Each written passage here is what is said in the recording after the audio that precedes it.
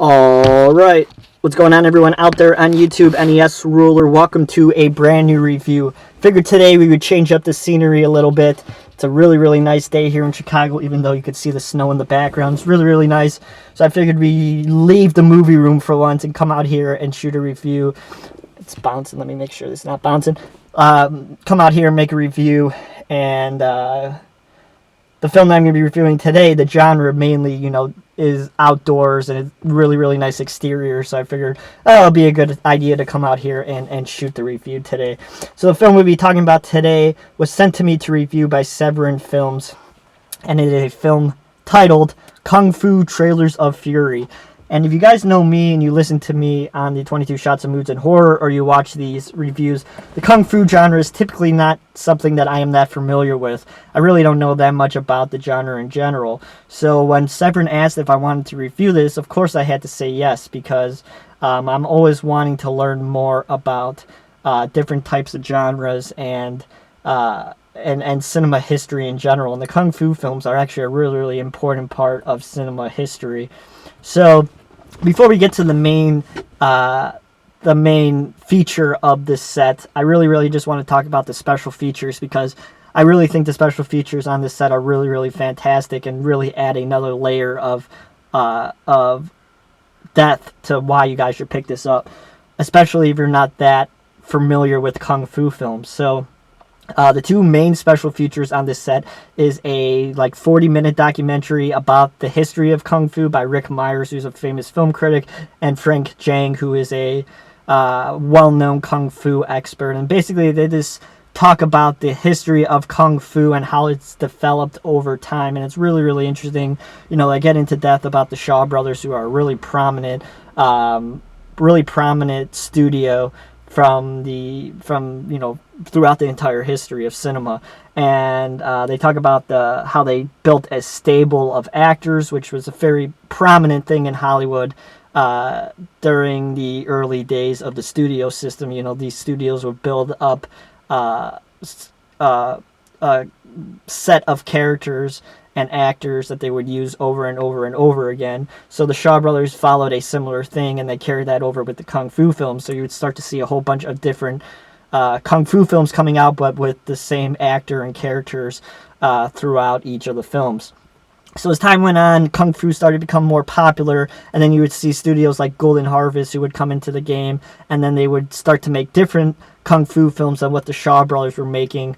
More, I guess you would say, lower budget type of films, more over the top Kung Fu fight sequences and things like that. And then it got really popular where, in the 80s, where you start to see, I think they said 80 to 100 films a year were starting to be made that were strictly Kung Fu. And during that time, of course, you would have actors like Bruce Lee, who, became really relevant. And, Bruce Lee is the face of the Kung Fu film. And it spends about 15 minutes about Bruce Lee and his life and what he had to go through to become a prominent figure in cinema. And his childhood, how he was a famous child actor, and then built up to his death, unfortunately. And then you have a good 10-minute section about Jackie Chan. It's really nice how Jackie Chan pretty much revolutionized the Kung Fu genre multiple times. So that was really interesting.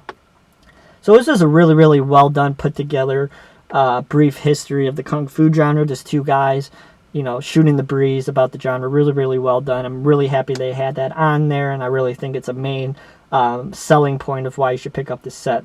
And then the second feature on there is a featurette about the Cube Theatre in England, and that's where the trailers from this set come from. The Cube Theatre is a little independent theater, like I said, in London, and two guys bought it in the late 90s, and they were cleaning it out, and they came across this box filled with these old trailers, and they opened it up, and that's where the tins were of these Kung Fu trailers. And unlike the horror genre, which you guys know is my specialty, I guess Kung Fu trailers aren't really that well known, and they're really not that easy to find.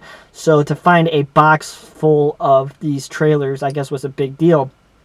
So these guys took them all off the reels, and they pieced them together into a 2-hour or so compilation, and that's where this set comes through, and that's where the main feature is. So it was really interesting to hear these guys' reactions and thoughts of finding these trailers, and how they were really, really popular with, you know, my generation, 21 through 30-year-olds who came out to see these trailers pieced together. And they would do all these different programs where they would have music playing to the trailers and people in front of the screen, like Rocky Horror Picture Show and things like that.